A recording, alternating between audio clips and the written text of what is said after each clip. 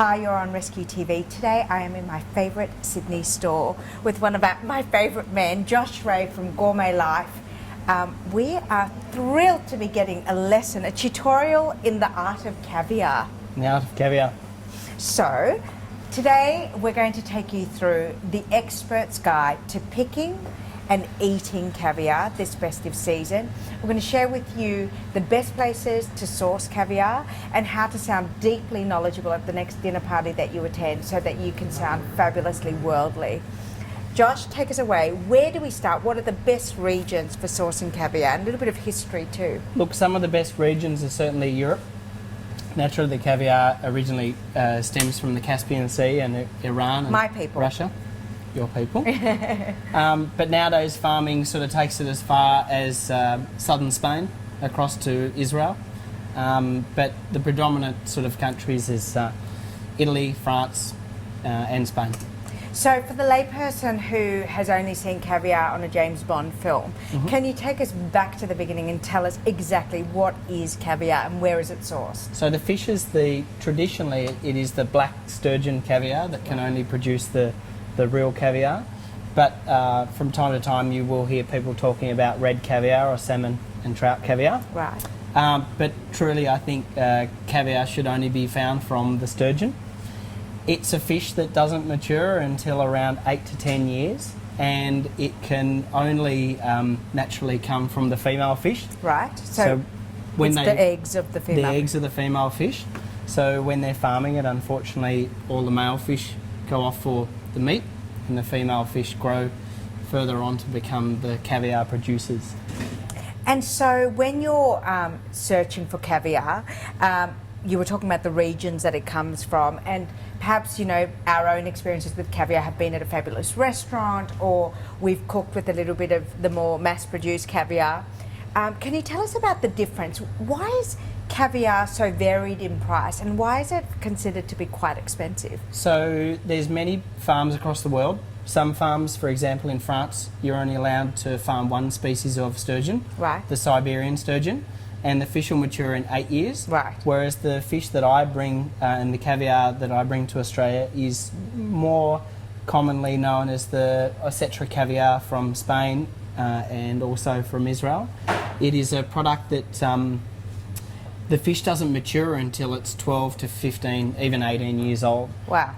So it is... and that impacts the taste? It impacts the taste, the size of the egg, the flavour, the firmness of the egg. Yeah. I remember this amazing line in Dynasty. I wasn't allowed to watch Dynasty when my parents did when I was young, but I remember watching it one time, like behind the couch or something, and Alexis Carrington telling her boyfriend off for eating caviar like it was peanut butter, because that was him being terribly uncouth. And I just remember, I think I was 8 years old, thinking, oh my God, that's so sophisticated and glamorous.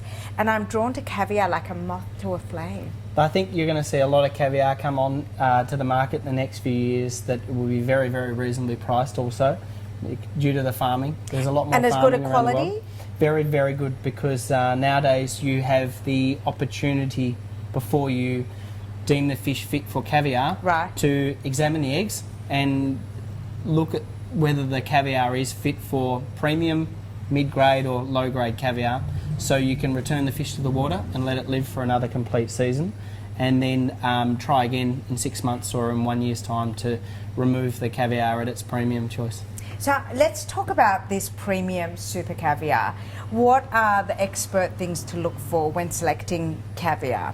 Look, caviar is very sensitive to temperature, so when you're shipping it, it needs to be shipped very securely, and it also needs to make sure that overall it's been harvested at a time where the person harvesting has been able to grade the caviar, right, fit for A, B or C. I've seen a documentary on this grading. It's really precise. Very. They grade the size of the egg, the colour. The lustre? It's almost like pearls, right? Absolutely. The Same firmness. conversation, yeah. Yeah.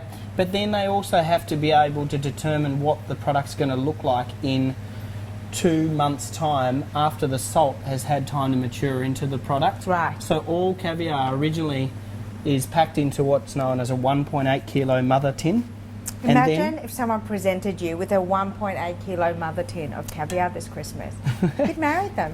It's You more would marry expensive than a diamond, I'd say. And the salt is then allowed to mature into the product for around 30 to 60 days. Within the tin. Within the tin. Yep. After the salt has had a chance to mature the caviar, then they repack into the smaller tins and distribute, unless you're luxury enough to eat from the mother tin. So can I ask you, as a guide, what could we be expecting to pay for good caviar?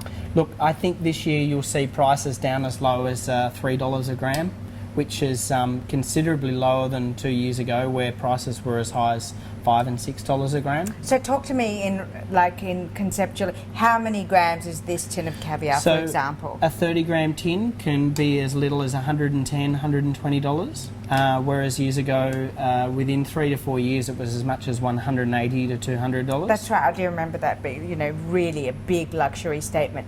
Now, you poured us some fabulous champagne, Yes. and you told me that you wouldn't dream of having any caviar without Naturally. delicious champagne. And tell me why you would always enjoy caviar with champagne. A day beside the obvious- mixed without champagne is a day not worth having. No, look, I think the champagne with the acidity, it cuts really nicely through the fat of the fish and the omega, the fats. A lot of people choose to have it with vodka. Traditionally, it's seen in Russia to be consumed with the vodka, but I think that the champagne just cuts really well through the fat of the caviar. And Josh, I'd like to ask you one other thing about serving and enjoying caviar. What is the best traditional method? Traditionally, you see a lot of people cut up eggs and chopped onions and do little fingers of bread, etc. But I think when caviar is really good, it has to be consumed straight off the back of the wrist. Oh, right tequila here. style. Tequila style. Wow, who would have Because thunk it? It's the closest pH to the To the actual to your mouth. Wow. And if you haven't actually got perfume or what have you, it's an elegant way of having it, I would consider, and it's you're getting the This true is taste expert of. advice. So when you are at your next dinner party and the host very graciously serves caviar, do not reach for the toast. No, do not reach for the chopped accoutrements. I think caviar Because- has changed a lot in the last 30 years. When they were harvesting it, it was down to the person that harvested. So if there was a problem in the batch, a lot of people did tend to smear the caviar on breads and Look what at have me, you. I'm just ready. I'm ready for my caviar hit. But this product is what's known as grain for grain caviar. Right. So each egg is something that you can roll around on your finger, and it actually has a bounce to it. Yeah, I can see that. Before it explodes. You actually have to press quite hard for it to pop. I mean, it needs to explode in your mouth. Well, you're about to try it. Woo! So when caviar is this good, I believe you should serve it right here, Okay. which is... And I eat it like just one Yeah, and glass of champagne in the other hand. You should pressure it slightly on the roof of your mouth so the eggs burst, and you'll taste that it amazing. is really creamy, really buttery, really nutty. It's creamy, it's salty, but just the right amount of salt. And it's not fishy. No, it's not. That's what I was about to say. It's not creamy. fishy. It's very creamy. Don't hate my life. Don't I hate like. my life. This is it. I have arrived. I've actually manifested the perfect life. Good. Thank you. It's incredible. Well, Are you going to have some? Please.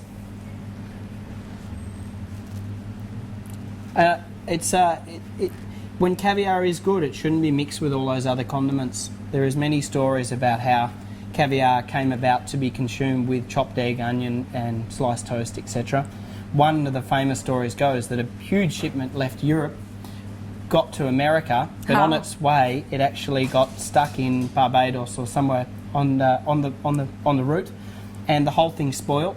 So when the shipper received his caviar, it was all bad. So they had to chop up the egg and the onion To disguise the smell? the taste, because at the back of the palate it had a tainted taste. Yeah. Cheers. Yum. Cheers. Cheers. And now you have an expert advice on how to have a truly fabulous life with Gourmet Life, one of truly the ultimate foodie stores in Sydney or in Australia, and a definite pilgrimage stop when you are in Sydney. And so conveniently close to Rescue HQ. So thank you so much for having us today Anytime and for the you can come tutorial. down for a glass of champagne and a little tin of caviar and a hit of anytime. caviar. Why not? Cheers. Thank you.